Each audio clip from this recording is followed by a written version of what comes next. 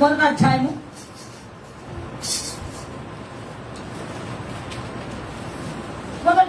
క్షమించండి, రెండవ రాజుల గ్రంథం అండి. రెండవ రాజుల గ్రంథము మొదటి అధ్యాయము, రెండవ రాజుల గ్రంథము మొదటి అధ్యాయము 7-8 చదవండి త్వరగా. మిమ్మల్ని ఎదుర్కొని వచ్చి ఈ మాట చెప్పిన వాడు ఎలాంటి వాడని రాజు అడిగాను. అందుకు వారు గొంగళి ధరించుకొని నడుమునకు తోలు తట్టి కట్టుకొనిన వాడని ప్రత్యుత్తరమీయగా ఆ మనుషుడు నిష్పీడైన ఏలియా అని అతను చెప్పాడు. స్తోత్రములు, హల్లెలూయా. దేవుని బిడ్డలారా,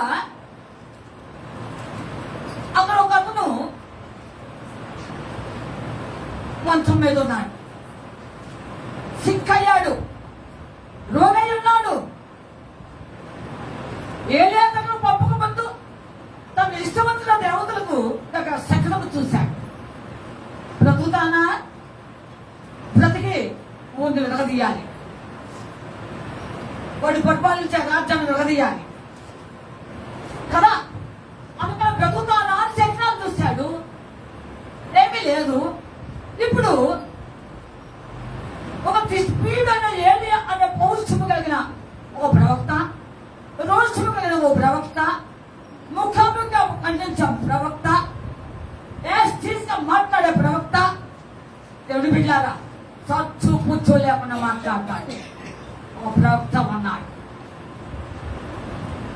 అగ్ని ప్రవక్త ఒక ఆయన ఉన్నాడు. పంపించాడు మొదటిగా ఒక 50 మంది. దేవుడు బిడ్డారా, ఆయన వెళ్ళారు, చెప్పారు. అతను ఎలా ఉంటాడు చెప్పారు. నిష్పీడైన ఏలియా అని చెప్పేశాడు. గుర్తుపట్టాడు. ఆయన గురించి వినుంటాడు కదా, ఆయన గురించి అన్ని వివరం తెలుసుకుని ఉంటాడు కదా, ఆయన ఎలాంటి వాడో తెలుసుకుని ఉంటాడు కదా. పైగా అక్కడ అన్ని కూడా వివరించి చెప్పారు. గొంగళి ధరించుకుని కదలరే, అతడు గొంగళి ధరించుకొని తోలు తట్టి కట్టుకుని వాడని. అది దేవుని బిడ్డలారా, సేమియస్ ఇంకొక వ్యక్తి ఉన్నాడు. కొత్త నిబంధనలు చెప్తాయితే చెప్పండి. John the Baptist. John the Baptist బాప్టిస్టులు యోహాను గారు కూడాను ఇదేలాగా ఉంటారు. అందుకని వీళ్ళందరికీ సిమిలారిటీస్ చాలా ఉన్నాయి. అందుకని భక్తులు, వేదాంతులు, బైబిల్ పండితులు, బిజినెస్ ఉన్నారు కదా, వచ్చే వారిలో రకరకాలుగా చెప్తూ జాన్ ది బ్యాప్టిస్ట్ ఆయన కూడా వస్తారేమో ఏలియా గారితో అంటారు కొంతమంది. కొంతమంది కొన్ని పోలికలు ఉన్నాయి, మరి ఏలియా గారితో మోసే గారని కొంతమంది అంటారు. కొంతమంది ఏమో ఆయన బోర్డుని రిజెక్టెడ్ కనుక హానుకు వెళ్ళాడు అని చెప్తూ ఉంటారు. ఇలాగా రకరకాలుగా మాట్లాడుతూ ఉంటున్నారు. అయితే మనకు కన్ఫర్మ్ గా మనకు తెలిసిన విషయము ఏలియా 2వ వారు మాత్రము, అది మనకు తెలియదు. మనం ఎవరనేది మనం ఊహించడానికి ఏమీ లేదండి. దేవుని చిత్తం, ఆయన ఇష్టం. కనుక దేవుని బిడ్డలారా ఆలోచించండి. గొంగళి ధరించుకున్నాడు, పైబట్ట, మ్యాంటిల్. ఈరోజు మన అంశము మ్యాంటిల్, పై వస్త్రము. ఏంటి అసలు దీనిలో విశేషం ఏమిటి? ఈ పై వస్త్రంలో విశేషం ఏమిటి? ఏమండి, విశేషమే లేకపోతే దీని గురించి అంత చెప్పుకోని అవసరం లేదు. అనుకోవడానికి కూడా పెద్దలు ఏమీ లేదండి. అవునా బ్రదర్? చెప్పండి, అంతే కదా? అవును. దానిలో గొప్ప విశేషం ఉండబట్టి ఆయన ఎలా ఉంటారు అంతటి గురించి డిస్క్రిప్షన్ ఉంటుంది, వివరణ, వర్ణన. కానీ ఏలియాది ప్రత్యేకత ఎందుకు బిడ్డారా, ఆయన వే ఆఫ్ స్టైల్ లేదు, వే ఆఫ్ టాకింగ్ లేదు, వే ఆఫ్ ప్రొఫెసీ ఎంత తీవ్రంగా ఉంటుందో కూడా అది తెలుసు.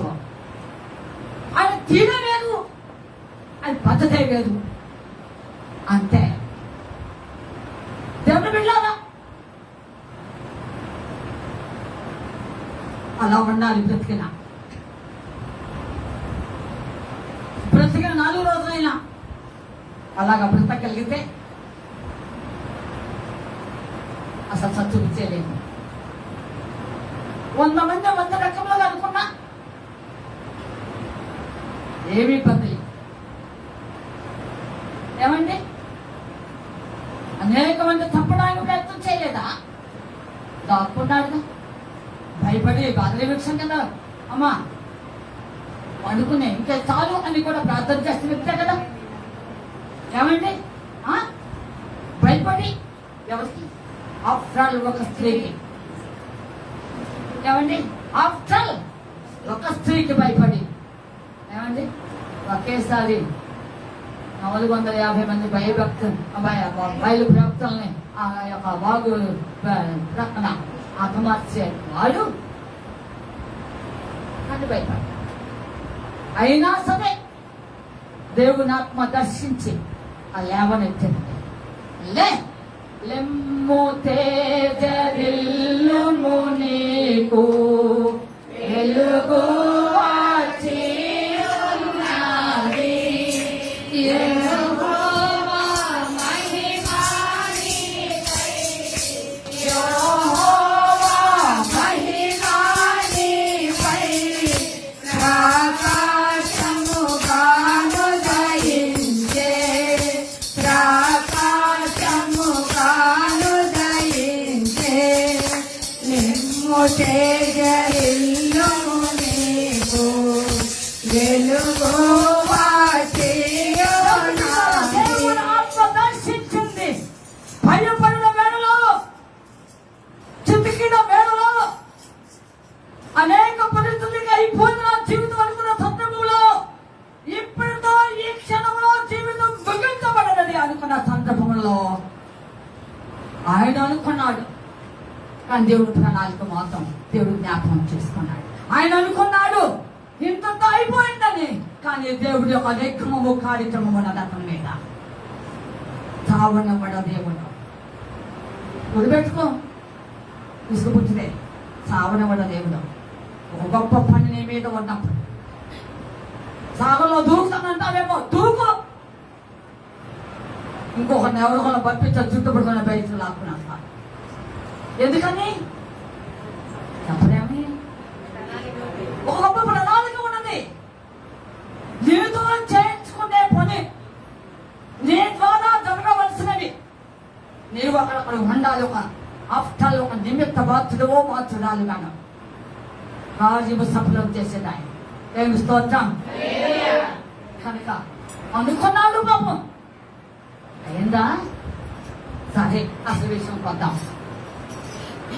గొంగళ ధరించిన వాడు, గొంగళి పై వస్త్రం, మ్యాంటిల్. ఏమిటి అసలు దానిలో ప్రత్యేకత? అసలు ఏమిటి?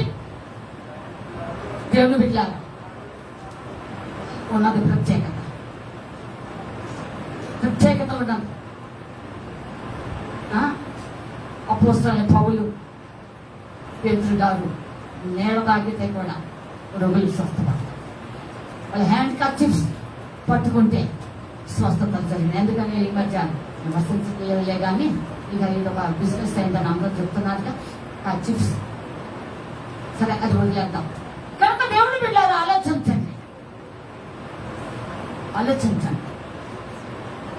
అచ్చవదనాలు మనిషే ఒక ప్రత్యేకత. ఎవరు? కానీ మనిషి అనుకుంటే ఇంకెవరు వద్ద ప్రత్యేకత? అబ్బో, ఆలోచించండి వీళ్ళగా. ఆయన వస్త్రం, పై వస్త్రము ఒక ప్రత్యేకత సంతరించుకుంది. ఆలోచించండి దేవుని బిడ్డలారా. దీని గురించి దేవుని ఆత్మ నాకు ఆ రోజు తెలియచేసిన విషయం కొద్దిగా మాట్లాడుతున్నా. దీని ప్రత్యేకత ఏమిటి అంటే చూద్దామా? 1 రాజు గ్రంథం 19 మొదటి రాజు గ్రంథం 19వ అధ్యాయం. మొదటి రాజు గ్రంథం 19వ అధ్యాయం.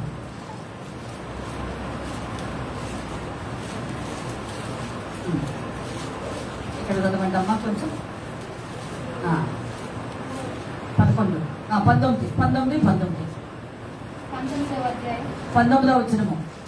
అంత ఏలియా అచ్చటి నుండి పోయిన తర్వాత అతనికి షాపాతు కుమారుడైన ఎలీషా కనబడెను.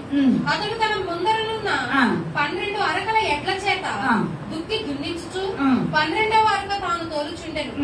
ఏలియా అతనిని చేరబోయి తన దుప్పటి అతని మీద వేయగా అతడు ఎడ్లను విడిచి ఏలియా వెంట పరుగెత్తి, నేను పోయి నా తల్లిదండ్రులను ముద్దు పెట్టుకుని తిరిగి వచ్చి నిన్ను వెంబడించదనని చెప్పి అతనిని సెలవడుగగా అతడు పోయి రమ్ము, నా వలన నీకు నిర్బంధము లేదని చెప్పాను. ఇక్కడ ఒక చిన్న విషయం ఆలోచన చేయండి. ఏమండి, ఆగాలి వేశాడు, బాగానే ఉంది. గొంగలు కానీ దుప్పటి కానీ వేశాడు. అసలు ఎలీషా ఎలా గుర్తుపెట్టాడు? ఇది ఆయన వెంబడించాలని ఉద్దేశం కలిగి ఉందని ఎలా గ్రహించాడు? ఒకసారి మనం బ్రెయిన్ మనం ఒకసారి షార్ప్నెస్ ఆలోచన చేద్దాం.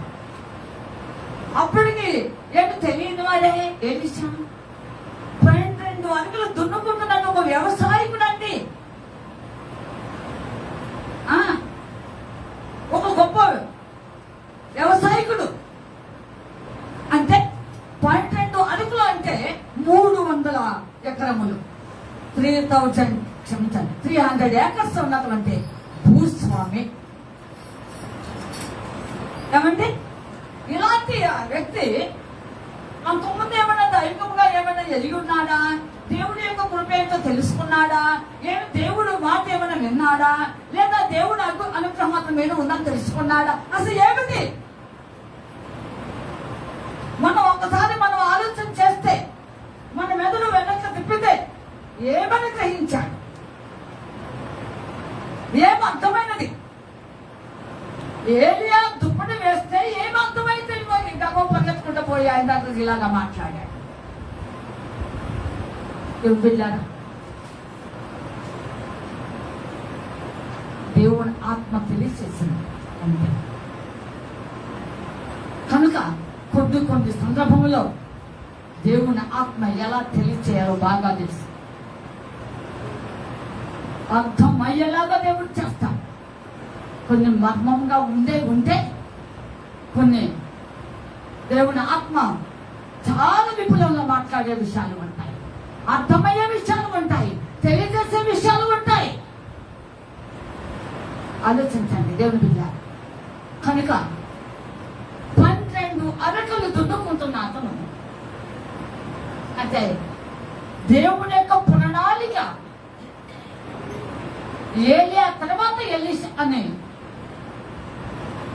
దేవునికి తెలుసు. ఆలోచించండి దేవుని బిడ్డ. ఎలీషా మీన్స్ ఏలియా మీన్స్ యెహోవా ఇస్ గాడ్. యెహోవాయే దేవుడు. చెప్పండి అందరూ. ఏలియా అంటే అర్థం ఏంటి? Elisha means God is salvation లేదా యెహోవా సాల్వేషన్, యెహోవా రక్షణ. సరే, మంచిది. అర్థమిచ్చే ఈ ఇద్దరు విషయాలు ఇక్కడ చాలా బాగుంటాయి. దేవుని బిడ్డలారా, దేవుడు ఆయన యొక్క ఉన్నతమైన ప్రణాళిక ఇలాగూ తెలియజేస్తున్నాడు. ఒక దుప్పటి ద్వారా, అంటే దుప్పటి అంత మహిమ కలిగింది, దుప్పటి అంత విలువైనది. ఆయన వేసుకునే పై బట్ట ఆ గొంగలి ఎంత యోగ్యమైందో మీరు ఆలోచించాలి. రమ్మనే పిలవలేదు. పిలిచినట్టుందా వాకి? చెప్పండి అమ్మా. ఎలీషా వచ్చి అని అన్నాడా? ఇక యేసు ప్రభు శిష్యుని పిలిచాడు. గలిలయ సముద్రం దగ్గర ఆ యొక్క వలలు బాగు చేసుకుంటూ, కడుక్కుంటూ, సరి చేసుకుంటూ ఉన్నప్పుడు దేవుడు వారిని చూసి నన్ను వెంబడించమన్నాడు. కానీ ఏలియా వెంబడించమని అనలేదే ఎలిషాను అన్నట్టుందా వాక్యం లేదు. కానీ అది తెలుగు సూచన అర్థం చేసుకున్నాడు. ఎంత అనుభవం ఉన్నది అనే దానికంటే చిన్న అనుభవంలోనే అర్థం చేసుకునేటువంటి కృప కావాలి. ఎంత సీనియారిటీలో ఉన్నావు అనేది దానికంటే నిన్న మొన్న వచ్చిన లేఖనములు చక్కగా బహాటంగా అర్థం చేసుకుని దేవుని చిత్తమేంటో గ్రహించే కృప కావాలి. దేవుడు బిడ్డారా, నా అనుభవం లేవు అని అంటే నీకు అనుభవం ఉందనే కాదమ్మ. కానీ అనుభవం ఏం చేస్తుంది నిన్ను? ఈ అనుభవం నిన్ను ఏం చేస్తుంది? నిన్నేమైనా ఎత్తుపట్టిందా? నిన్నేమైనా ఆత్మీయాభివృద్ధిలో తెచ్చిందా? నిన్నేమైనా దేవుడి చిత్తం చేయమని చెప్పిందా? నిన్నేమైనా దేవుడు ఏమైనాడో రుచి చూసిన జీవు నువ్వు నరకాన్ని సమస్తం సరి చేసుకోమని ఎప్పుడైనా చెప్పిందా? ఉంటున్నారా? పైవారు ఉంటున్నారా? ఎప్పుడైనా చెప్పిందా? అనుభవం ఉంటే ఉపయోగం ఏముంది? కొంతమంది అనుభవం దాన్ని విరవీగుతారు. నిజమే కావచ్చు. ఈ అనుభవం నీ జీవితాన్ని మెరుగు పెట్టినట్లుగా, కక్కులు పెట్ట నొరుగు మాను వలె చేసినట్లుగా జీవితాన్ని ఒక మెరుగు దిద్దేలాగా ఉండాలి. కానీ అనుభవం అంటే ఏం చేసుకోవడానికి ఒక లేఖనాలు అర్థం చేసుకోలేము.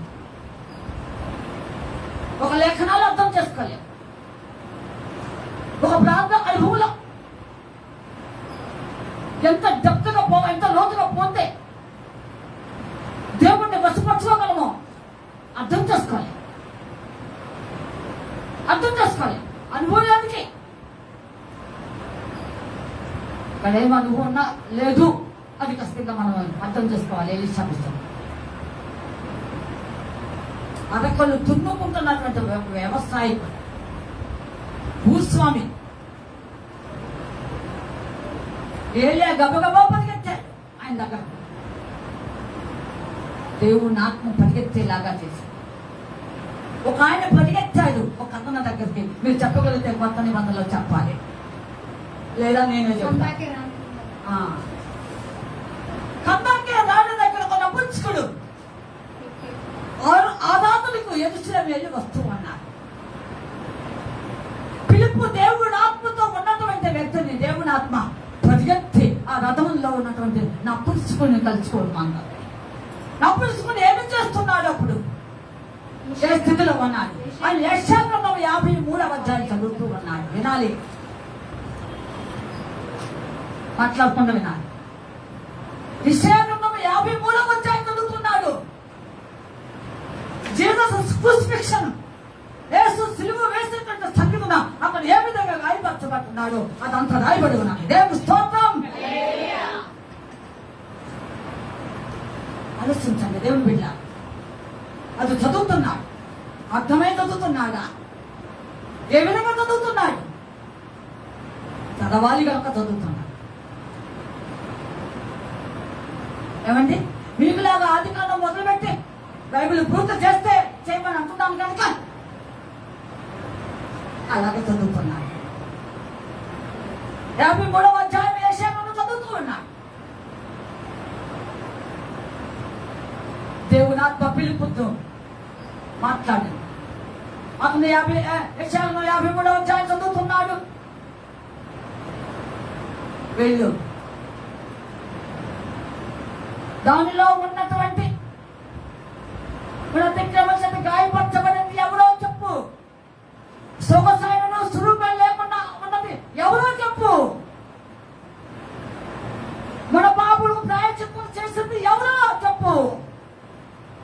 తెలియకయే చదువుతూ ఉన్నాడు. దేవుని స్తోత్రం. హల్లెలూయా, హల్లెలూయా. కనుక పరిగెత్తేగా ఎక్కడికి చెప్పలేమండి. దేవుని ఆత్మ పొద పెడితే నువ్వు నదిని చూడవు, సముద్రాన్ని చూడవు, రాళ్లను చూడవు, రప్పలని చూడవు, ముళ్ళని చూడవు, ఏది చూడవు. ఆత్మ పరిగెత్తిస్తుంది. చెప్పడే చెప్పండి, ప్రేతలాడని చెప్పడేమంటే కూర్చోలేదు. ఏమిటి కూర్చోలేదంటే నిలబడలేదు, మాట్లాడకుండా ఉండలేదు. కనుక ఆత్మ పరిగెత్తిస్తుంది. దావీదు వల్లనే నాట్యమాడి దేవాని స్తోత్రించును. వాడు బయట మరి దావీదు వల్లనే నాట్యమాడి దేవాని స్తోత్రించును. యేసయ్యా స్తోత్రములు, యేసయ్యా స్తోత్రములు, యేసయ్యా స్తోత్రములు, యేసయ్యా స్తోత్రములు. దావీదు వల్లనే నాట్యమాడి దేవాని స్తోత్రించెదను. కష్టము కలిగిన నష్టము కలిగిన తండ్రిని స్తుతించెదను. కష్టము కలిగిన నష్టము కలిగిన తండ్రిని స్తుతించెదను. యేసయ్యా స్తోత్రములు, యేసయ్యా స్తోత్రములు, యేసయ్యా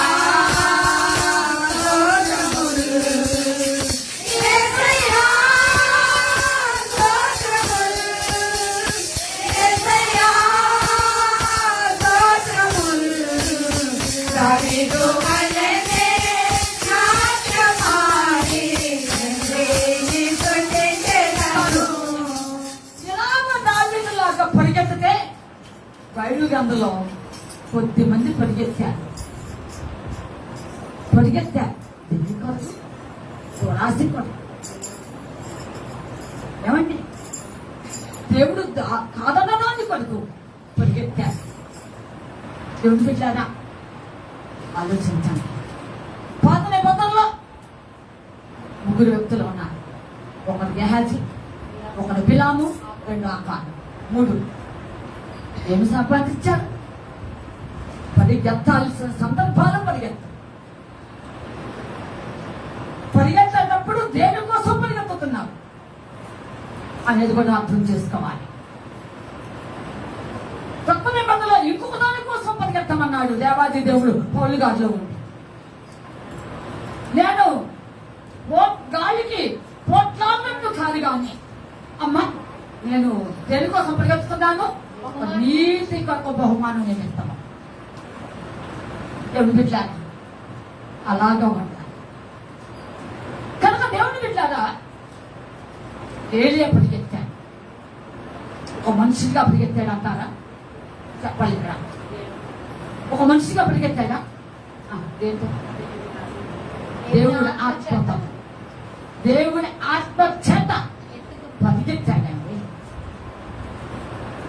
పిలుపు కూడా దేవుడి ఆత్మ చేత రథంతో పరిగెత్తుకు వెళ్ళాడు. అడిగాడు, ఏమిటి, ఏం చదువుతున్నావు? వాళ్ళని ఏమని అర్థం చేసుకున్నావు? నాకు చెప్పేవాడు ఉంటే కదయ్యా నాకు అర్థమయ్యేది. దేవుని బిడ్డలారా, ఆలోచించాలి. నీకు ఖర్చు అయినట్టు వారు చెప్పాలి.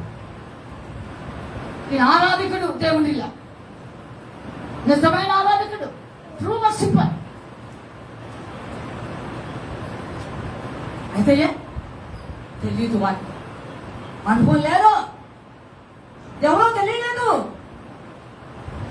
అప్పుడు చెప్పాడు, ఎవరో చెప్పాడు పిలుపుగా, దేవుని బిడ్డలారా, నా కోసం, నా అతిక్రమల కోసం నా ప్రభు చనిపోయాడు.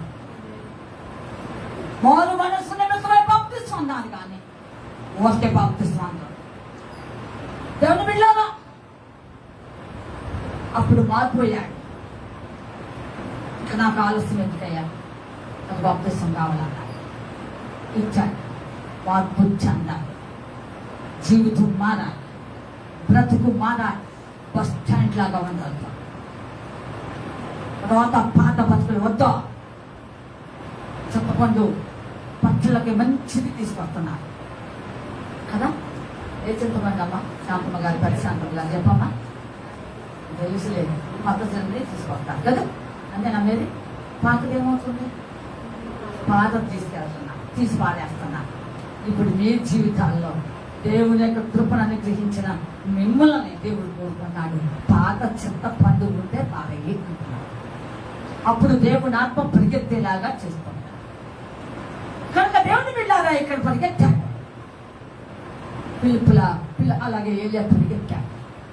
ఎక్కడో 12 అడుగులు దున్నుకుంటున్న ఆయన దగ్గర దేవుని ప్రణాళిక అలాగా ఉన్నది, దేవుని యొక్క చిత్తం అలాగా ఉన్నది, దేవుని ఏర్పాటు అలాగా ఉన్నది. దేవుని బిడ్డలారా పరిగెత్తాడు. మారు మాట్లాడారు. ఎలిసారా అనలేదు అన్నాడా? ఎక్కడైనా వాటిని నాకు చూపించండి, ఒకవేళ నాకు తెలియదే మీరు చెప్పండి.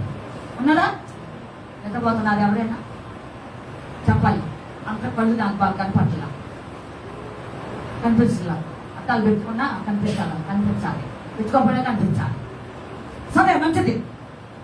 దేవుని బిడ్డలారా ఆలోచించండి. రా ఎలిసా అనలేదు. దేవుని ఆత్మ ఏదైనా చేయగలదు. ఏమండి? దేవుని ఆత్మ ఏదైనా చేయగల దేవుడు మన దేవుడు. ఏమైనా చేయగలదు వాడు.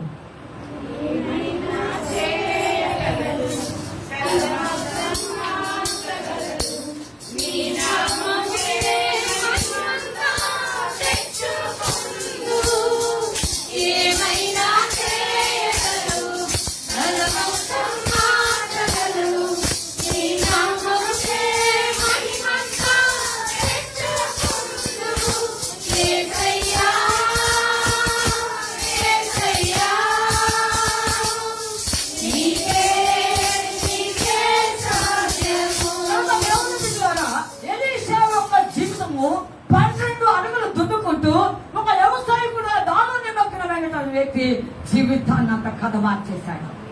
ఒక్క దుప్పటి ద్వారా ఒక్క దుప్పటి జీవితాన్ని మార్చివేసింది. దాని మహిమ ఎంతో ఆలోచించాయి, దాని ప్రభావం ఎంతో ఆలోచించాయి. బిడ్డలారా పరిగెత్తాడు ప్రవక్త. దేవుని ఆత్మ తొందర పెట్టేసింది. ఏలియా త్వరగా ఆరోహణ అవుతాడని దేవుడికి తెలుసు. కేవలం ఉంచాడు అంటే 3 పనులు ఉన్నాయి. 3 పనులు ఉన్నాయి, అవి నిర్వర్తించాలి. అందుకని ఈ 3 అయితే రావాలి. ఈలోపు ఆ స్థానంలో పెట్టాలి. ఎవరిని? మనస్సు ఎదిగిన దేవుడు. ఎలీషా నమ్మదగిన వాడని గ్రహించాడు. ఒకవేళ వ్యవసాయకుడే కావచ్చు. ఏమండి? ఆ పనిలో నిమగ్నమైతే కావచ్చు. ఇంకా దైవత్వము, దేవుని యొక్క ఆత్మ జ్ఞానము తెలియకపోవచ్చు. ఏలియా వలె చక్కగా ధీటుగా ఉంటాడు. ఏలియా వలె చాలా షార్ప్గా మాట్లాడగలడు. ఏలియా వలె చక్కగా ఉన్నతంగా విశేషకరంగా ఈయన 13 అద్భుతాలు చేస్తే ఈయన మించి డబుల్ చేశాడు. దేవుని బిడ్డలారా అలా చేయగల గొప్పవాడు. నేర్పవి అనే దేవుని ఆత్మ ముందుగానే గ్రహించి ఏలియా పరముఖ చేర్చబట్టాలని దేవుడి ఆత్మ గ్రహించి ఆ స్థానంలో ఇంకా అలా ఉండటానికి ఇష్టం లేదు కదా. అందుకని ఎలీషాను దేవుడు ఏర్పాటు చేసుకున్నాడు. అందుకని పరిగెత్తిచ్చేసింది. ఏంటది చెప్పండి? ఎవరిని? ఏలియాని. ఏం వేశాడు అక్కడ? గొంగళి వేసేసాడు. మాటలేదు. ఏం పిలిచారా అని అనలేదు, నన్ను వెంబడించి అనలేదు. దేవుడు పిల్లారా వేశాడు అంతే. దేవుని ఆత్మ అతనికి అన్ని విషయాలు విస్తృతమయ్యేలాగా, అర్థమయ్యేలాగా చెప్పేసి వచ్చేసాడు. కౌగిలించుకున్నాడు, బుద్ధి పెట్టుకున్నాడు. దేవుని బిడ్డలారా ఒకసారి వెళ్ళి అందరికి వీటుకోలు చెప్పొస్తానని చెప్పాడు. పర్వాలేదు వెళ్ళుగా అన్న. దేవుని బిడ్డలారా వెళ్ళాడు. ఆ యొక్క అగ్రికల్చర్ సంబంధించినటువంటి ఆ ఇన్స్ట్రుమెంట్స్ ఉన్నవి, పరికరాలు, వ్యవసాయం సంబంధించినవి అవన్నీ కూడా కాల్చి వేసేసి వంట చేస్తాం. కాల్చి వేయకపోతే ఏమవుతుంది? ఏమండి చెప్పండి, కాల్చి వేయకపోతే ఏమవుతుంది? మరలా ఒకవేళ పిలుస్తాయేమో అని, నాగలి బాబులే ఇంకేమో ఉన్నాయిగా, అవన్నీ పిలుస్తాయేమో అని ఏం చేసాడు? వాటి మీద దేవుని ఆత్మ చేసింది ఆ పని కూడా. ఏమండి, ఏదైనా చెయ్యగలడు అని దేవుడు. చెప్పండి, కథ మొత్తం ఎలీషా జీవితాన్ని మార్చేసిన దేవుడు. అతను కథ మార్చేసేసాడండి. ఈ రోజు నీ కథ కూడా మార్చింది. నాకు సిద్ధమైన మార్చబట్టి అక్కడ కూర్చున్నావు. ఒక నూతన వ్యక్తిలాగా అయ్యి ఎలీయా స్థానంలో ఎలీషాలాగా నువ్వు జీవించడం దేవునికి ఇష్టమైన. తను ఎత్తి తుప్పడం వేశాడు. అక్కడి నుండి ఆ తర్వాత దేని సాధించాలి అని చెప్తాను. సరే, ఆ తుప్పటి ఇంకెంత పని చేసింది? అంతటితో ఆగలేదు. ఆయన మీద వేయటానికి వేసాయన నిజమే, అంతటితో ఆగలేదు. దాదాపు సమయం అయిపోయింది. ఏలియా చేయవలసిన 3 కార్యక్రమాలు అయిపోయింది. ప్రోగ్రామ్స్ కండక్ట్ చేసేసాడు, నిర్వర్తించాడు, అయిపోయినాయి.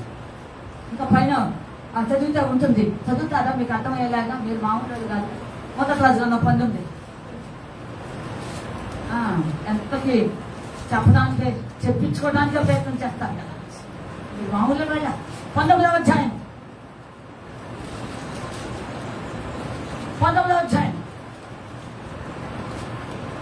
ఏలియా దేవునితో ఏ విధంగా వాదించాడో ఒక మాట చదివిచ్చేసి అక్కడ చదువుకున్న 19 చదువు. అందుకతడు ఇశ్రాయేలు వారు నీ నిబంధనను త్రోసివేసి నీ బలిపీఠములను పడగొట్టి నీ ప్రవక్తలను ఖడ్గము చేత హతము చేసిరి.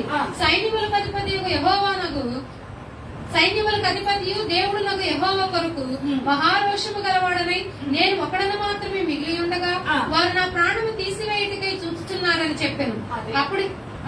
అప్పుడు యెహోవా అతనికి సెలవిచ్చినదేమనగా, నీవు మరలి అరణ్య మార్గమున దమస్కునకు పోయి దానిలో ప్రవేశించి సిరియా దేశము మీద హజాయేలునకు పట్టాభిషేకము చేయుము. ఇశ్రాయేలు వారి మీద నింషీ కుమారుడని యెహూకు పట్టాభిషేకము చేయుము. ఈ కుమారుగా ప్రవక్త యుండుటకు అబెల్మెహోలా వాడైన షాపాతు కుమారుడని ఎలీషాకు అభిషేకము చేయుము. ఈ 3 పనులు ఉన్నాయి. ఇప్పుడే పరిపక్షం కింద కూర్చొని అయిపోయింది, ఇంత అయిపోయింది, నా జీవితం అయిపోయింది, ఇంకెందుకు ఈ బతికెందుకు, ఆఫ్టర్ ఒక స్త్రీ చేతిలో పడిన సాగుతాం కంటే ఇదంతా ఎందుకని దేవునితో వాదిస్తున్నాడు. ఇదే మాట రోమపత్రికలు ఏమిటా ఒకసారి చూద్దాం. 9వ రాష్ట్రపత్రిక. నేను చెప్పినప్పుడు తొందరగా చీకిపోతే మామూలు చెప్తున్నాను. 9వ రాష్ట్రపత్రిక 11 నుండి కొంచెం చదువు. పక్కన మొదటి నుండి కొంచెం అర్థం కాదు. నేను అడుగునదేమనగా, దేవుడు తన ప్రజలను విసర్జించనా? అట్లనరాదు. నేను కూడా ఇశ్రాయేలీయుడును, అబ్రహాము సంతానమందలి బెన్యామీను గోత్రమునందు పుట్టినవాడు. తాను ముందిరిగిన తన ప్రజలను దేవుడు విసర్జింపలేదు. ఏలియాను గుర్చిన భాగములో లేఖనము చెప్పునది మీరు ఎరుగరా? ప్రభువా, వారు నీ ప్రవక్తలను చంపిరి, నీ బలిపీఠములను పడగొట్టిరి, నేను ఒక్కడనే మిగిలి ఉన్నాను, నా ప్రాణము తీయచూచుచున్నారు అని ఇశ్రాయేలునకు విరోధముగా దేవుని ఎదుట అతను వాదించుచున్నాడు. అయితే దేవోక్తి అతనితో ఏమి చెప్పుచున్నది? బయలుకు మోకాళ్ళునని 7,000 మంది పురుషులను నేను శేషముగా నుంచుకొని ఉన్నాను. అలాగుననే అప్పటి కాలమందు సైతము కృప యొక్క ఏర్పాటు చొప్పున శేషము మిగిలి ముందు పెట్టుకున్న వాళ్ళు 7,000 మంది ఉంటే ఒక్కనట్టమేమయ్యా? అర్థమవుతుందా? అర్థమైందా? చెప్పలేమండి. ఏమంటా దేవుడు? బయలుకు మోకాళ్ళను దుమ్మెత్తనటువంటి వారు, దానికి బ్రక్కన వారు, పూజించినటువంటి వ్యక్తులు ఎంతమంది ఉన్నారు? నేను ఎప్పుడు అంటాడు. అందరూ నన్ను చూడండి, చూడమన్నప్పుడు నన్ను చూడండి, బైబిల్ చూడమన్నప్పుడు బైబిల్ చూడండి. అన్ని దిక్కు మనిషి వస్తే నన్ను ఇచ్చేసేది.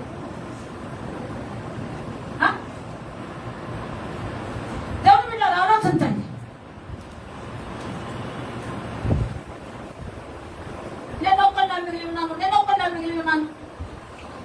దేవుడు అన్యాస్తుడు అనుకుంటున్నారా?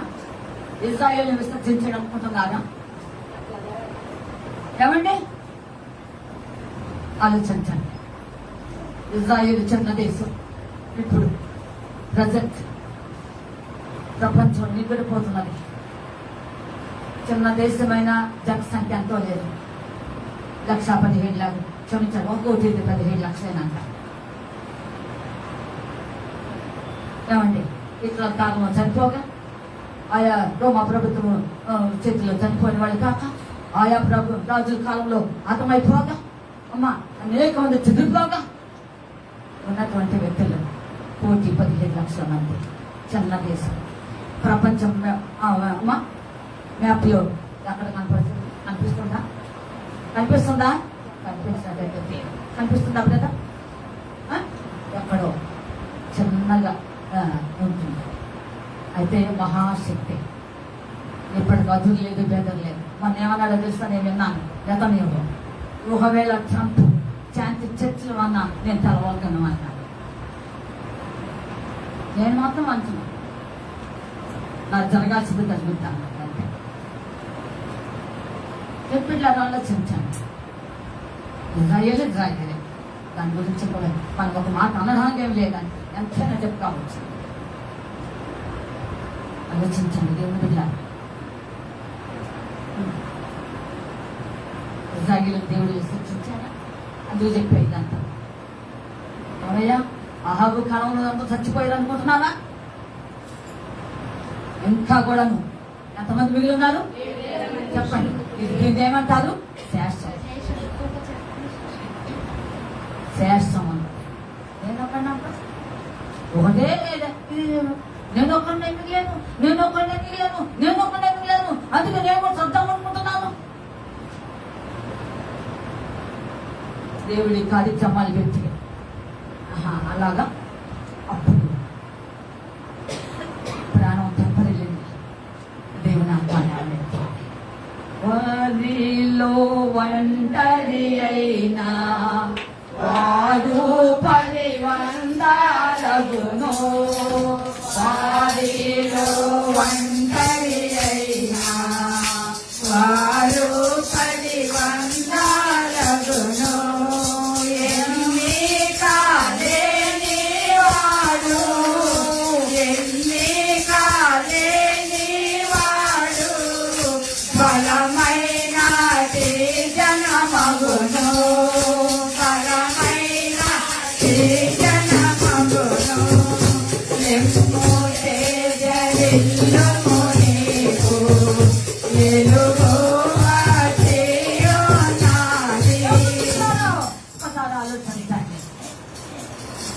అనేక సమస్యలతో నేర్చెల్లి ఇంకా అయిపోయింది నా జీవితం, చాప్టర్ క్లోజ్, ఏమైనా చేసుకుంటాను అనుకుంటున్నావా? ఆయన ప్రణాళిక చాలా గొప్పది. ఆయన ఏర్పాటు చాలా విశేషకరమైనది. ఆయన పిలుపు చాలా అమూల్యమైనది. నిన్ను ధావనివ్వడం.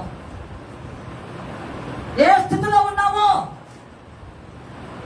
నాకైతే తెలియదు.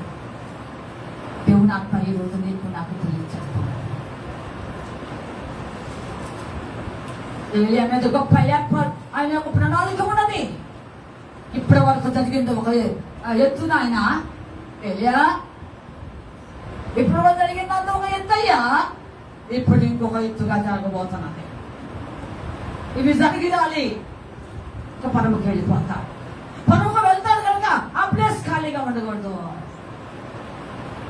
అందుకని దేవుడు సన్నిధిలో దేవుడికి తెలుసు ఆ స్థానంలో ఏలియా వలె అతి ఉన్నతమైన వ్యక్తి, విశేషకరమైన వ్యక్తి, దేవుని కృపను కలిగిన వ్యక్తి, దేవుని యొక్క చిత్తము చేసే వ్యక్తి, ఏలియా వలె ముఖాముఖిగా మాట్లాడే వ్యక్తి, ఏలియా వలె దేవుని ఆత్మ కలిగిన వాడు ఒక మనుష్యుని కనుగొన్నాడు. దేవుని ఆత్మ, దేవుని స్తోత్రం. దావీదుని కనుగొన్నాడు. ఒక మనుష్యుని నేను కనుగొన్నాను అన్నాడు. అన్నాడా లేదా? చెప్పడము ఇది కూడా చెప్తుంది. నా తల ఏమండి, నేను ఒక మనిషిని ఎవరో అయినా దావీదుని కనుగొన్నాడు. 1 సమూయేలు 16వ అధ్యాయము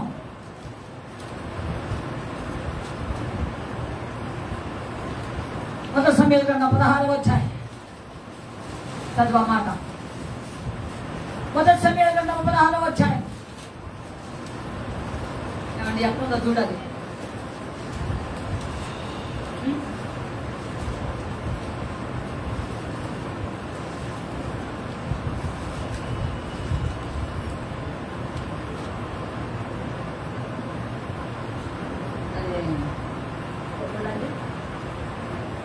సరే కనిపించబోతున్న తర్వాత నెక్స్ట్ వీక్ చూద్దాం.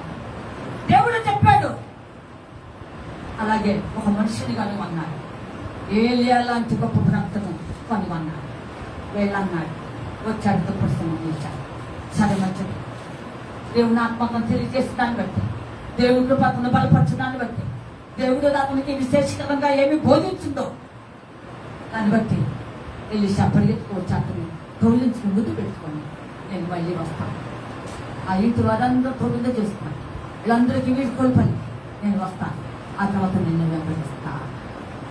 ఏం చేస్తాను చెప్పడేమండి, నేను వెళ్ళి అక్కడే ఉన్నాను అని ఉంటానా అనలేదండి. అది దుప్పటి చెల్లి చేసినటువంటి ఆ దుప్పటి, ఆ పై వస్త్రము మెంటల్ చేసినటువంటి పని, ఆ క్రియ ఎంత అద్భుతమో చూడండి. పరిశుద్ధాత్మతో అభిషేకించబడిన వస్త్రమని ఆలోచించండి. దేవుడు బిడ్డారా, ఆలోచించండి.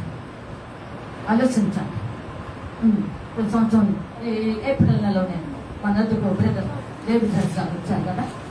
వచ్చిన 2వ రోజున అన్నారు, అక్క మీ అమ్మాయికి ఈ వర్క్ శారీస్ ఒకటి ఇవ్వాలి ఇస్తాను కదా. కోడి దీనివి కొత్తగా ఉన్నాయి ఇస్తాను కదా. అట్లా అలాగా వద్దు నేను, మీరు కట్టేవే వచ్చేది, మీరు కట్టేది ఒక రంగు వచ్చేది అని లేదు కదా. అట్లా అనుకుంటుంది లేదంట. ఉత్తక్క మేమేం చెప్తున్నాం కదా, అమ్మాయి కదా ఇవ్వండి అన్న. ఆ అమ్మాయి కూడా, ఆ నవ్వే కూడా ఏమన్నా చేస్తా, అమ్మా నాకు మీతో కూడా చెప్పినట్టే నాకు అది పప్పు నాకు వద్దు, సరే ఎంత చెప్పిన అది లేదన్నా నేను కట్టే వాటిని మంచిగా తీసి ఒక రంగు అసలు కట్టం తెచ్చేసాను. అమ్మా నేను వెళ్ళి సండే కట్టుకుని నేను మీకు వీడియో కాల్ చేస్తాను. చేసింది ఏమండి, వీడియో కాల్ చేసుకుంటా. బిడ్డారా ఆలోచించండి. శక్తులు వస్త్రము విలువ కలిగి ప్రభు క్రీస్తు వారు సువార్త ప్రకటించుతాను సందర్భంలో ఆయన వస్త్రం ముట్టుకుంటే రోగులు స్వస్థపడ్డారు. తెలీదా మీకు? కనుక ఆలోచించండి దేవుని బిడ్డలారా, దానిలో ఏముంది? స్వస్థతనేగా దేవుని యొక్క మహిమ,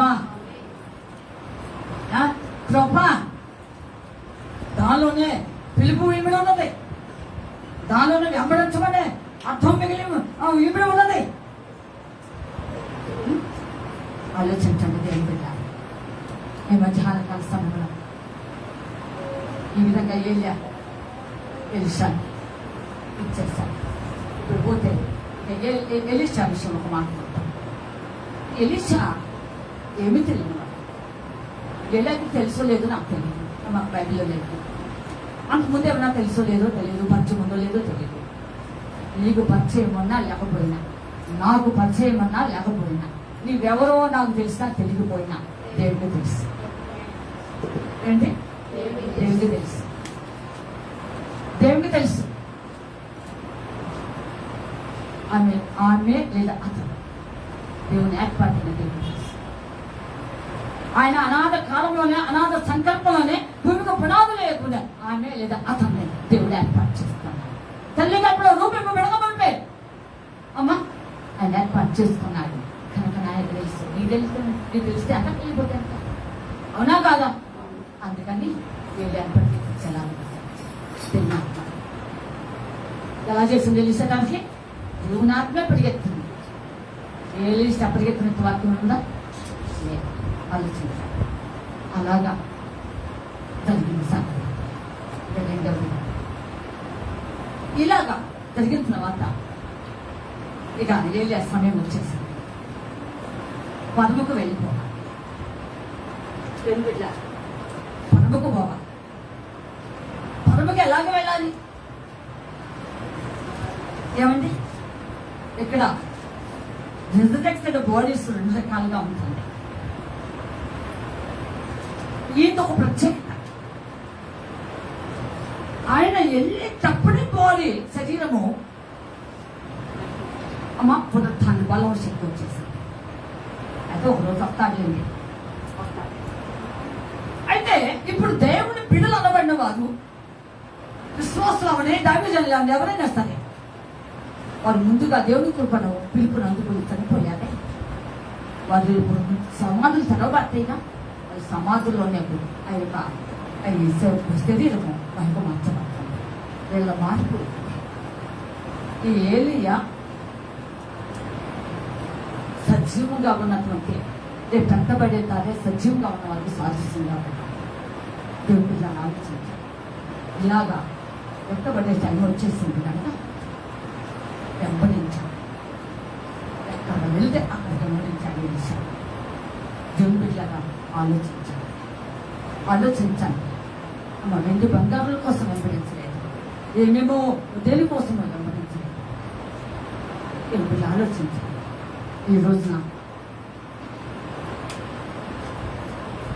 రోజున అక్కడక్కడ నేను వింటూ ఉంటున్నాను.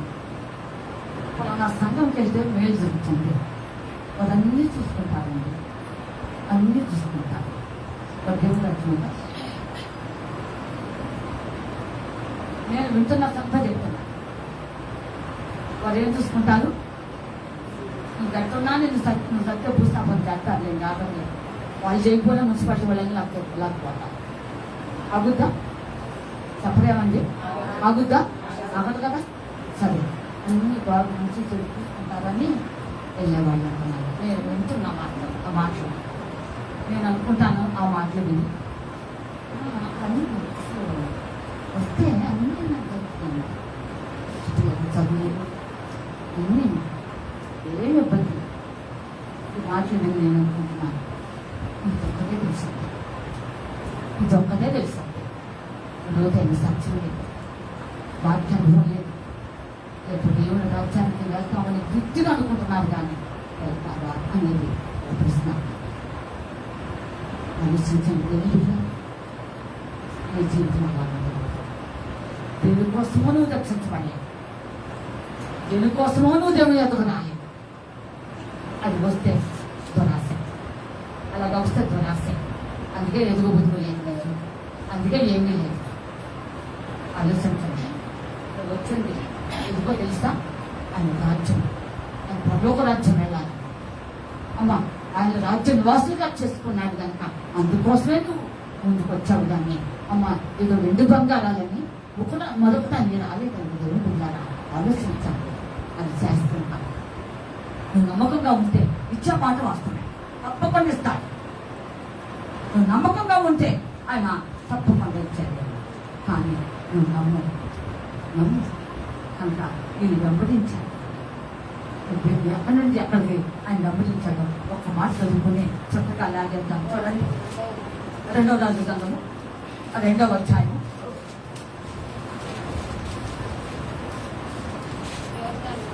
దయచేసి తిరిగిగా చదవండి, హడావుడిగా చదవద్దు. బైబిల్ తీయండి. 2వ రాజు గ్రంథం 2వ అధ్యాయము తీసుకొంచండి. చదువుతుంది.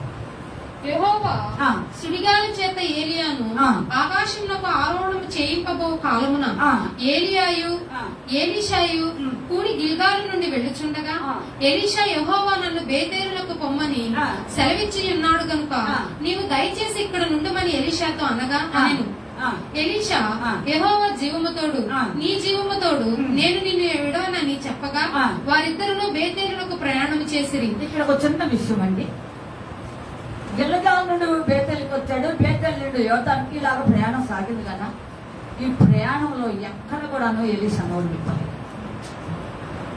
ఇక్కడ మీరు గ్రహించాలి, ఎందుకు వెంబడిస్తున్నామో అందుకు ఎలీషా చెప్పలేదు. ఏలియా కూడాను ఎందుకు నీవు నా వెంట పడుతున్నావు అని కూడా ఎక్కడ చెప్పాలి. సరే, గురు శిష్యుల మధ్య ఎంత మౌనంగా మౌనమైనటువంటి ప్రయాణం సాగుతుందా? ఇప్పుడు గురు శిష్యులు అంటే తప్పదే.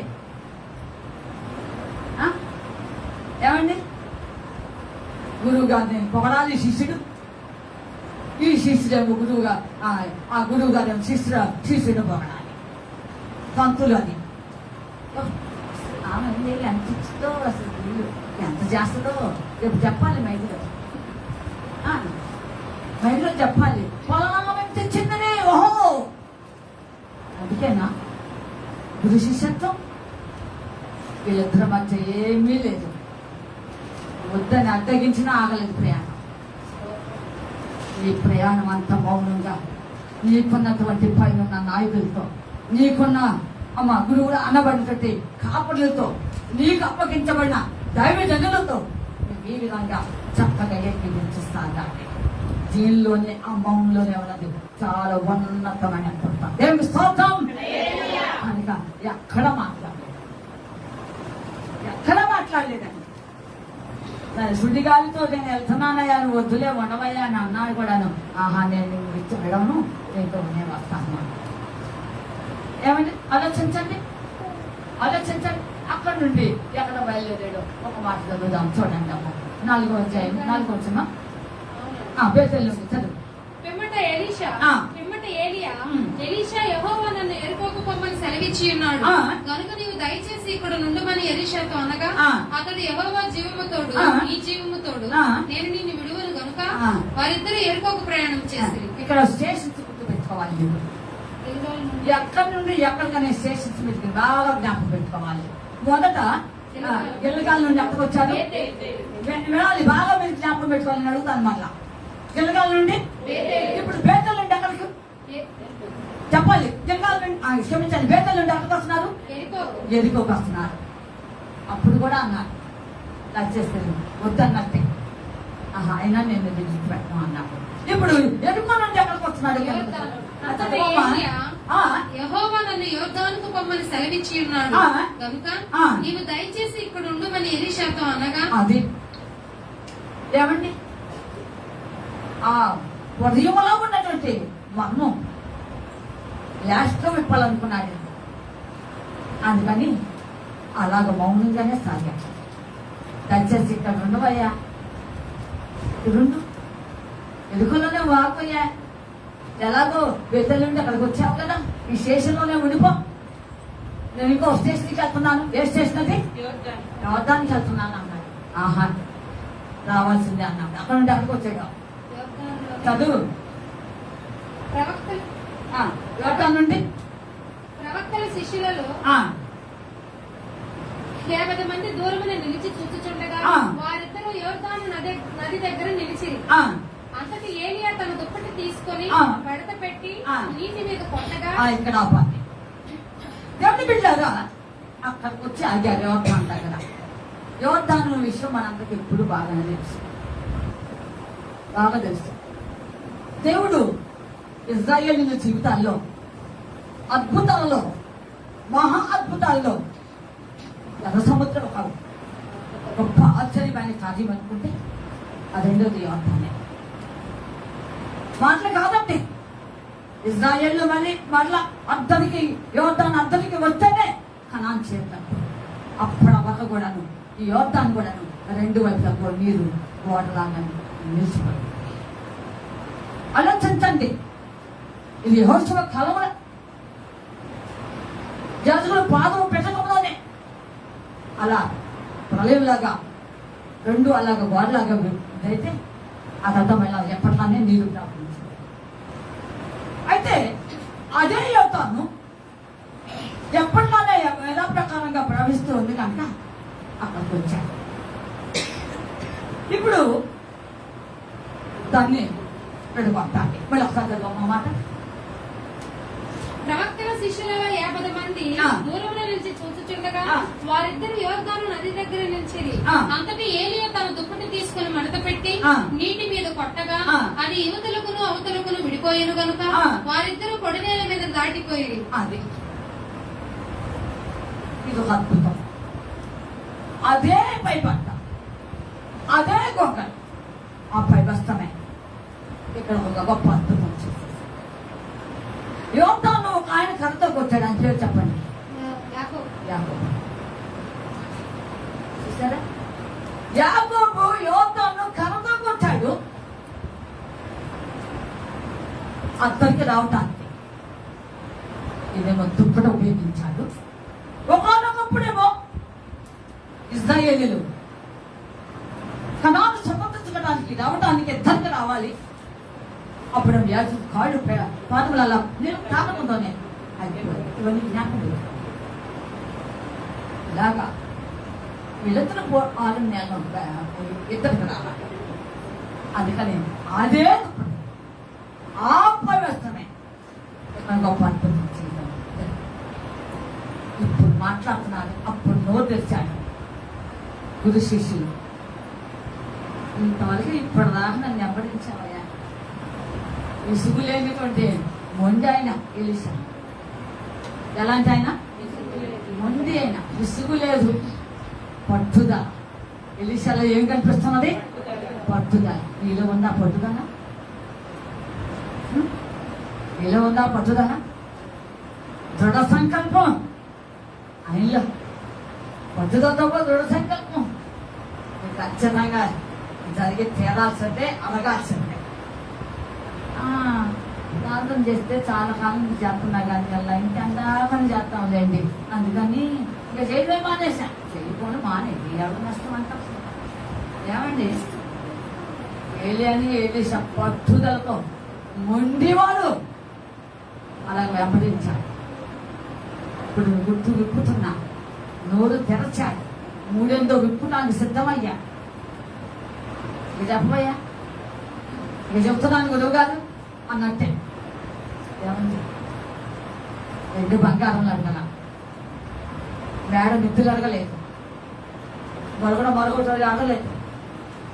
నన్ను ఊగెత్తిన నీకులాగానే నన్ను తీసుకుపో అని అనలేదు. ఏమండి, మనమైతే ఏమడుగుతాం? ఏమండి, ఉన్నపాటు మా అబ్బాయి కరెక్ట్ అవ్వాలండి. అయిపోలేదే, ఒక్కసారి ఇలా సీట్లో కూర్చుంటాడు. మనం అడుగుతాం, ఏం లేదండి మా అబ్బాయి ఏం లేదండి, అసలు ఆకాశానికి ఎగిరిపోవాలండి. ఇట్లాంటి కొన్ని వ్యర్థమైనటువంటి కోరికలు ఉంటాయి.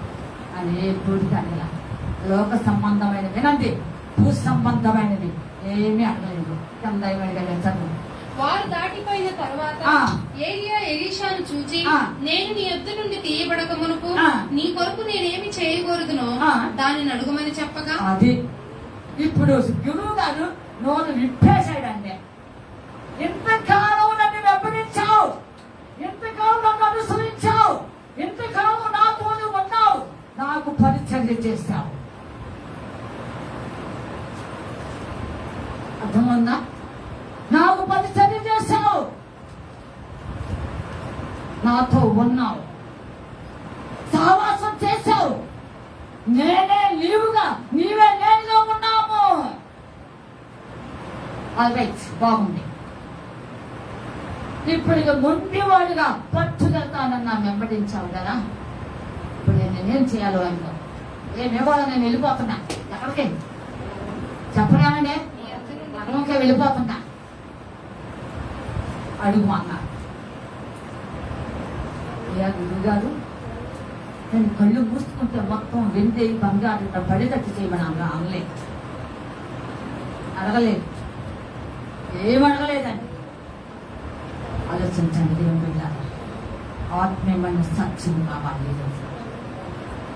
నీ ఆత్మీయ జీవితంలో ఏది నీకు మహిమగా, దేవుడికి మహిమకరంగా ఉంటుందో, ఏది విలువగా ఉంటుందో, యోగ్యతగా ఉంటుందో, దేవుడు మెచ్చేది, దేవుడి నా మాకు మహిమ తెచ్చుకుందేవి అడగాలి. వ్యర్థమైన అడిగేదిను తండ్రి నేను దేవుని చేతిలో. శరీర సంబంధ ఎత్తులకు వాటికి అవకాశం ఇచ్చేదిను పడిపోయి చెడిపోయేది వ్యర్థుల. ఆలోచించి నువ్వు అడిగితే శ్రేష్టమైన ఇవ్వటం దేవుని ఆత్మ. నువ్వు అడగాలే కానీ స్తోత్రం మైలకు ప్రభు యేసుక్రీస్తువారు నీ ప్రభు ప్రత్యేకంగా కొన్ని సిద్ధపరచని సిద్ధంగా నువ్వు అడగవు,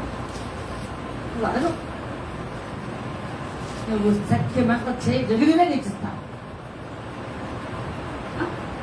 నువ్వు అడగవుతా ఆలోచించండి. దేవుని బిడ్డలారా, ఏమి నగవయ్య అనే పదం వెళ్ళబోతున్నాను. హలో అడుగు ఎలీషా శిష్యుడు పోయి ఆ శిష్యుడు ఏమన్నాడు తినగలదు. ఎలీషా నీకు కలిగిన ఆత్మలో 2 కాళ్ళు నా మీదికి వచ్చినట్లు దయచేయమని. ఎంతకంటే ఏం అడగలేదండి. ఏమండి సంవత్సరం దేవుడు అంటాను, అమ్మ నన్ను అడుగు వారికి జీవ నదులు పోనట్లుగా ఇస్తానన్నాడు.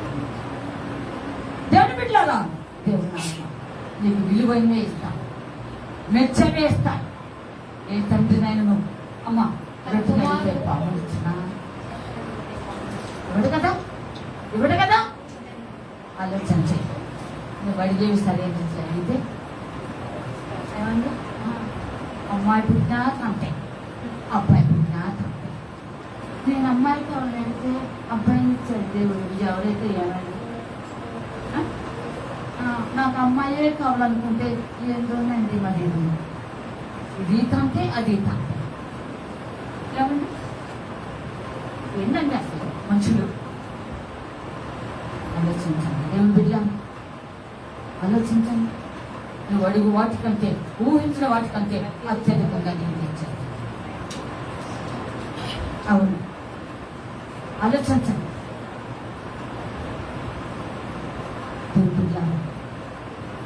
నీలో నుండి ఏం కావాలి కాదు, నీలో ఉన్నది, నీ మీద ఉన్నది 2 అంకెలు ఆత్మ. డబుల్ పర్సన్ నీవయ్యా గురువుగాను అన్నయ్య. ఆలోచించి మొదటగా ఆయన రాజ్యంలో నీకు ఉండదు, దేవుడు కావాలి మొత్తం. ఆలోచించి అప్పుడు బాగా ఉన్నావు దేవుళ్ళ, అప్పుడు బాగా ఆడుతున్నావు పాడుతున్నావు, అమ్మా ఎంతో బాగున్నావు. ఏమన్నావు? దేవుని దగ్గర ఎడగలేక, దేవుని దగ్గర పొందలేక అమ్మా ఆలోచించాలి.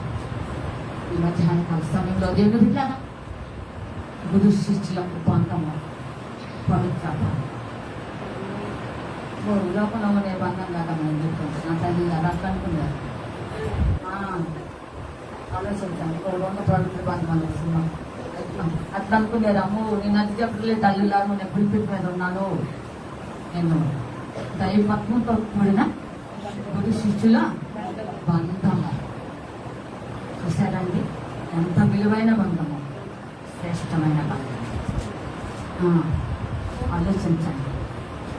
ఈ విధంగా అలాగా అది పొందుకున్నాను. దుప్పటి ఎంత అద్భుతం చేసిందో, ఎంత అది ఆ పైవస్త్రం ఎంత విలువైనదిగా కనిపిస్తుందో అర్థం చేసుకోవాలి. దొరుకుతారా కనుక దేవుడి మధ్యాహ్న సమయంలో దేవుని అంతా తెలియచేస్తున్నారు. దుప్పటి లేదా పైవస్త్రం మొట్టమొదట దేవుడు నిన్ను తీర్చుకున్నాడు, అమూల్యమైన పిలుపుకు సాధించు. రెండో ఏంటంటే చెప్పండి, అమూల్యమైన పిలుపు అంటే వాడు మాట్లాడుకున్నా వచ్చేసారు. ఇంకేమీ కనిపించలేదు.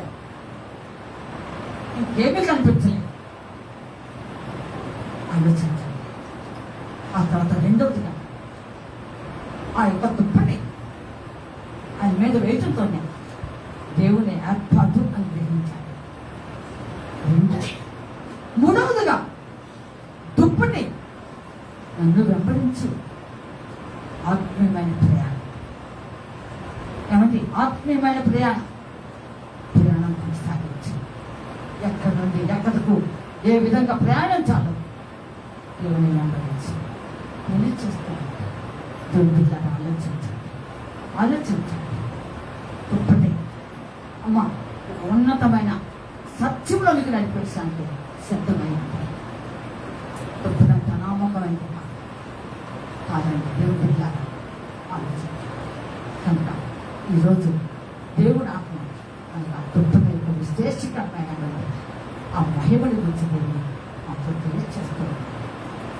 బిడ్డ నాకు వచ్చిన ఆ దర్శనంలో నేను చాలా చూడాలి. ఇంతకంటే ఇది వైట్గా ఉన్నది, ఇది కొంచెం బ్లాక్గా అనిపిస్తుంది. కాదండి, చాలా వెయ్యగట్లు, చాలా వైట్గా అనిపించింది. దాన్ని నేను అభిషేకించాను నా చేతిలో ఆలోచించాను. దేవుని బిడ్డలారా, ఈ మధ్యన నీ జీవితాన్ని మార్చివేస్తాను, నీ బ్రతుకులు మార్చివేస్తామని, నీ జీవిత విధానం మార్చివేస్తాను. అమ్మ, అన్ని విషయంలో ఇప్పటి నుండి దేవుని ఆత్మ ఆ దుప్పటి ద్వారా ఏం తెలియచేస్తుందంటే, ఏం అర్థం చేసుకోమంటుందంటే, ఎప్పటి నుండి నీవు నా వాడవు, లేదని నాకు ఏం స్తోత్రం గట్టిగా అని తెలియచేస్తాను. ఆలోచించండి. అలాంటి ఉన్నతమైన శక్తి, ప్రభావము, దేవుని ఆత్మ ఉన్న బలము, దేవుని ఆత్మ ఉన్న గొప్ప విశేషకరమైనటువంటి కృపను నువ్వు ఆస్వాదించగలిగితే, అందుకోగలిగితే, పొందుకోగలిగితే చాలా ధన్యత. కనుక దేవుడు బిడ్డలారా, వెళ్ళే మామూలు వ్యక్తి కాదు. ఆ పై ఉన్న అవసరం మామూలు వ్యక్తి. ఇది ఎంత గొప్పగా నడిపించేస్తుంది ఈ జీవితాన్ని కూడా దేవుడు నడిపించడానికి సంసిద్ధమయ్యాడు దేవుడు బిడ్డలారా. కనుక ఈ మధ్యాహ్నం కలిగి ఎలాగా ఉన్నారు? ఏలియాని వెంబడించిన ఎలీషాలాగా ప్రభు వెళ్ళే వాళ్ళలాగా ఉంటే, అమ్మ ఆ యొక్క గురువు గారిని వెంబడించేలాగా ఉంటే ఏమంటే అట్లా దుప్పుడులాగా, అట్లా దుప్పుడులే, ఇలాంటి తప్పలు కాదు. ఎలీషా లాంటి స్వచ్ఛమైన నిక్కచ్చి లాంటి దేవుడి సత్యాన్ని గ్రహించి దేవుని వెంబడించేవాడు కావాలి. మంచిగా చెడైనా మాట్లాడినటువంటి వ్యక్తులు కావాలి. అవును, ఆలోచించండి. ఎప్పుడో చనిపోతాను, ఇంకా నా జీవితం లేదు, ముగింపు వెళ్ళిపోయింది, ఆఫ్టర్ ఒక స్త్రీ చేతిలో పడేదంటే నేనే చచ్చిపోతే బాగుండు కదా అనుకున్నటువంటి ఏలియాని దేవుడు కావని వాళ్ళు బ్రతికించాడు, దేవుడితో వాదించాడు. వెళ్ళకు మొక్కలటువంటి వారు 7,000 మంది ఉన్నారయ్యా. నేను ఒక్కడిని అంటావేంటి? నువ్వు ఒక్కరు అంటావేంటి? నువ్వు ఒక్కడే కాదు, ఈ ఒక్కరిలో నుండి ఇంకొక వ్యక్తిని రావాలి, ఆ ఒక్క వ్యక్తిలో నుండి ఇంకొక వ్యక్తి రావాలి, రాబోతున్నాడు. చూడు, దేవుడి స్తోత్రం అని దేవుని ఆత్మ అతను నిలబెట్టేసి కొన్ని కార్యక్రమాలు నీ ద్వారా జరగాల్సి ఉంటే నేను చావను. యోర్ధాన్లో ఉండి కొట్లు పోతున్నా సరే దేవుడి లాగా వస్తాను. అంతే సంగతి. ఎర్ర సముద్రంలో పడి కొట్లు పోతున్నా సరే, మృత సముద్రం, డెడ్ సీ, ఉప్పు సముద్రం అంటారు దాన్ని అరాబా సముద్రం అంటారు. దేవుని బిడ్డలారా, దానిలో ఉప్పు ఇలా ఉన్న శాతం ఎక్కువగా, దానిలో పొరపాటును దిగిన స్నానానికని అంత బాడీ అంతా కూడా తెల్లగా అయిపోతుందంట. ఏమండి, ఆలోచించండి. అలా కాదు, ఈ జీవితాన్ని దేవునికి మహిమకరంగా జీవించడానికి దేవుని రోజు నేర్పించాడు, నేను నిలబెట్టాడు. ఒక ఉన్నతమైన విశేషకరమైన వ్యక్తిగా దేవునికి ఎలీషావలే ఉండాలని కోరుతున్నాడు. దేవుని బిడ్డలారా, ఆ యొక్క కృపను చేసుకోవా. ముఖ్యంగా మీలో రక్షించబడ్డాను, ఎంత విశేషకరమైన ఆయన కృప ఉన్నదో మీరు ఒకసారి ఆలోచించండి. అది వ్యక్తపక్షవద్దు. మధ్యాహ్న కాలంలో దేవుడు ప్రతి ఒక్కరిని ప్రేమించి ఆయన వెంబడించేవారుగా, ఆయన పిలుపుని స్వీకరించేవారు, ఆయన కలిగి ఉన్నవారుగా, ఆయన యొక్క నుండి విశేషకరమైన జ్ఞానము, విశేషకరమైన దైవికమైన ఆత్మ ఆవేశము కలిగిన దైవత్వమును పుడుకుపుచ్చుకోవడాన్ని ఆత్మశక్తి బలముతో ముందుకు సాగాలని దేవుడు కోరుకున్నాడు. సంవత్సరం యొక్క జీవితం అందరికీ తెలిసింది. వాళ్ళ జీవితం ముగింపులు తన ప్రార్థన అందరిగా తెలిసినటువంటి వాస్తవాన్ని చదివితే విన్నా కూడా ఏమండి, ఒక్కసారి దేవుడిని కోరుకున్నాడు, ఒక్క మనవిని అలగించమన్నాడు. ముగింపు ప్రార్థన, ముగింపు జీవితం అది అతని జీవితంలో. మొదట ఇచ్చిన శక్తి, మొదటి బలము కంటే దేవుని అతను ఇచ్చేశాడు. దేవుడు అద్భుతమైన జరిగింది అక్కడ. మీ అందుకు బాగా తెలుసు, బాగా తెలుసు. దేవుడు అన్ని ఆస్తులు కాదు, ఏ స్థితిలో ఉన్నా సరే దేవుడు మొదటి స్థితిలోకి రావాలని కోరుకుంటాడు. మొదట ప్రేమలోకి రావాలని కోరుకుంటాడు. మొదటి ఆత్మశక్తితో ఉండాలని కోరుకుంటాడు. మొదట ఆత్మ బలముతో ఉన్న వాటిగా ఉండాలని కోరుకుంటాడు. అలాగే మొదట ఏ విధంగా నడిపించాడు అలా నిలబెట్టడానికి దేవుని ఆత్మ ముందుకు వచ్చింది. ఆ యొక్క గొప్ప స్వీకరిస్తావా అమ్మా? స్వీకరిస్తావా? అంగీకరిస్తావా? దేవుని పిలుపుని నిరాకరించవద్దు. చివరినాలు ప్రభుత్వంగా వస్తున్నారు. ఆయన ప్రేమిస్తేనే నీ పక్షంగా వచ్చున్నారు. ఆయన ప్రేమిస్తేనే నీతో ఈరోజు ముఖంగా మాట్లాడుతున్నాడు. ఆయన ప్రేమిస్తేనే నీ పట్ల ఓ ప్రత్యేకమైన శ్రద్ధ చూపుతున్నాడు. ఆయన ప్రేమిస్తేనే నీ యొక్క జీవితాన్ని అన్ని విషయంలో ఉన్నతంగా శ్రేష్టంగా తీర్చిదిద్దడానికి దేవుని ఆత్మ నేను ఈ రోజున నేను కూర్చోగలుగుతాను. అందుకే ఏ ద్వారా విషయాన్ని ఉన్నతంగా శేషికను గొప్ప ప్రాప్తాను. ఏమండి? గొప్ప ప్రాప్తాన్ని ఏలియా కంటే అధికమైన అద్భుతాలు చేసిన వ్యక్తి. అలాగే నిన్ను కూడా అలా నిలబెట్టుకుంటాను. దేవుడు సిద్ధపడుతున్నాడు. అలాగే స్థితిలో ముందుకు వస్తావా? అలాగే ముందుకు వస్తావా? వస్తావు రావో నాకు తెలీదు. దేవుడి యొక్క కృప మాత్రం నేను బలవంతం చేస్తాను. దేవుడు ప్రేమ బలవంతం చేస్తూ ఉన్నాను. ప్రియమైన దేవుడు బిడ్డలారా ఒకసారి ఆలోచించండి. ఎన్నికలను నిన్ను నన్ను ఎందుకు పడిరాను? నిన్ను నన్ను నశించబోతున్నా నిన్ను నన్ను పెట్టుకోలేదు పడిపోయిన నిన్ను నన్ను ఎక్కడో చిన్న ఊపిలో పడిపోయిన నిన్ను నన్ను దేవుడు ఈరోజు ఎలిషాన్ని ఏర్పాటు చేస్తున్నట్టుగా, ఎలిషాన్ని పిలిచినట్లుగా దేవుడు ఈరోజు నేను పిలిచి నిలబెట్టాను. ఎక్కడో గ్రహిస్తావా? ఎక్కడో గురించి పాడతావా? ఎక్కడో గురించి ఆడతావా? ఎక్కడో గురించి వివరిస్తావా? ఆ సత్యాన్ని గురించి సమాధానం చెప్తావా?